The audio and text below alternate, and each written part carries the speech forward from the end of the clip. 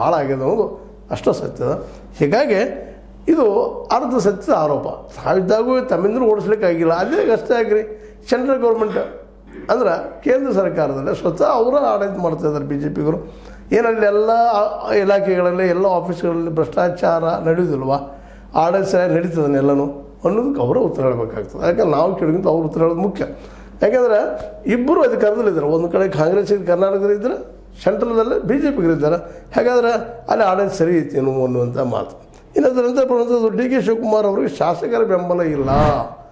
ಈಗಿನ ಮಟ್ಟಿಗೆ ಸಿದ್ದರಾಮಯ್ಯ ಹೇಳಿದ್ ನೋಡ್ತಾನಪ್ಪ ಅಂದ್ರೆ ಶಾಸಕರ ಬೆಂಬಲ ಇಲ್ಲ. ಹಾಗಂತೇಳಿ ಅವರು ವೀಕ್ ಅಂತೂ ಅಲ್ಲ.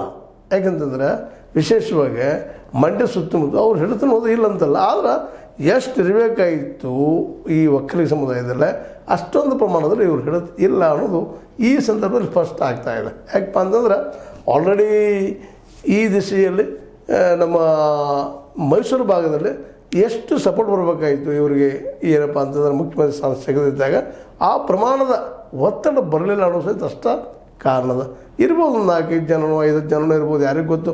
ಆದರೆ ಎಷ್ಟು ಪ್ರಭಾವ ಮಾಡಿ ಪ್ರೆಷರ್ ಮಾಡಿ ಸಿದ್ದರಾಮಯ್ಯನವ್ರನ್ನ ಅನ್ನಿಸ್ಬೇಕಾಗಿತ್ತು, ಅದು ಅವ್ರ ಕಡೆಯಿಂದ ಆಗಲಿಲ್ಲ ಅನ್ನೋದು ಈಗ ತುರ್ತು. ಆದರೆ ಅವ್ರು ಸುಮ್ಮನೆ ಇರ್ತಾರೋ ಅಂತೂ ಅಲ್ಲ. ಯಾಕಂದ್ರೆ ಅವ್ರ ಸ್ವಭಾವ ಎಲ್ಲರಿಗೂ ಗೊತ್ತಿದ್ದ ವಿಷಯ ಅದು. ಒಮ್ಮೆ ಮನಸ್ಸು ಮಾಡಿದರೆ ಆ ದಿಶೆಯಲ್ಲಿ ಅವ್ರ ಮುಂದೆ ಇನ್ನೂ ಓಡ್ತಾನೆ ಇರ್ತಾರೆ ಅನ್ನುವಂಥದ್ದು. ಆದರೆ ಅದಷ್ಟು ಸುಲಭದನ ಅನ್ನುವಂಥ ಮಾತು. ಯಾಕಂದ್ರೆ ಡಿ ಕೆ ಶಿವಕುಮಾರ್ ಅವರಿಗೆ ಶಾಸಕರ ಬೆಂಬಲ ಇಲ್ಲ ಅನ್ನೋದಂತ ಸ್ಪಷ್ಟ ಆಗ್ಯದ. ಸಿದ್ದರಾಮಯ್ಯಗೆ ಗೊತ್ತಾಗ್ಯದ. ಸಿದ್ದರಾಮಯ್ಯರು ಸಹಿತ ಈ ದಿಶೆಯಲ್ಲೇ ಇನ್ನಷ್ಟು ಅಲರ್ಟ್ ಆಗಿದ್ದಾರೆ ಈಗಂತೆ ಅವರು. ಯಾಕಪ್ಪ ಅಂತಂದ್ರೆ ಯಾವಾಗ ಬೇಕಾದಾಗಾದರೂ ಸಹಿತ ನಮ್ಮ ಡಿ ಕೆ ಶಿವಕುಮಾರ್ ಅವರು ನಮ್ಮ ಆಡಳಿತಕ್ಕೆ ಮಗ್ಗಲ ಮೂಳ ಅನ್ನೋದು ಅವ್ರು ಕನ್ಫರ್ಮೇಷನ್ ಮಾಡ್ಕೊಂಡಿದ್ದಾರೆ. ಅದಕ್ಕಾಗಿ ಸ್ವಲ್ಪ ಎಚ್ಚರಿರ್ತಾರೆ. ಆ ಮಾತು ಬೇರೆ. ಇನ್ನು ತಮಗೆ ಬೇಕಾದವ್ರನ್ನ ಸಿ ಎಂ ಮಾಡಲು ರಾಹುಲ್ ಗಾಂಧಿಗೆ ಶಕ್ತಿ ಇಲ್ಲ ಅನ್ನೋ ಇನ್ನೊಂದು ಆರೋಪ ಮಾಡ್ತಾಯಿದ್ದಾರೆ. ಇದು ಇರ್ಬೋದೇನೋ.